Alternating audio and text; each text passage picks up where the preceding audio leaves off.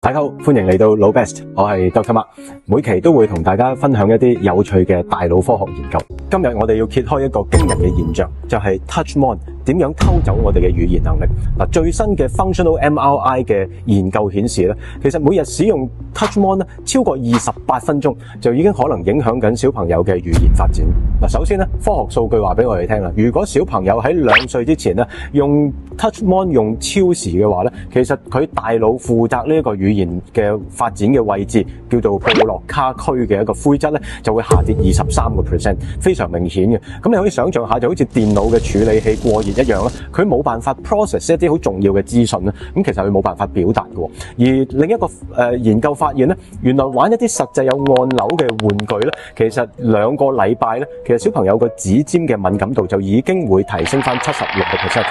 呢個意味住咧，其實真實嘅觸碰咧係一個好重要嘅大腦刺激嚟嘅，所以千祈唔好太早俾小朋友咧用呢個 TouchMod。如果你嘅小朋友咧每日咧已經用超過28分鐘嘅 TouchMod 嘅話咧，其實大家咧就可以嘗試買一個有真實按鈕嘅電話玩具。呢個玩具咧可以變成咗一個好似多感官嘅組教機咁樣啊，咁咧可以有機會俾佢用呢個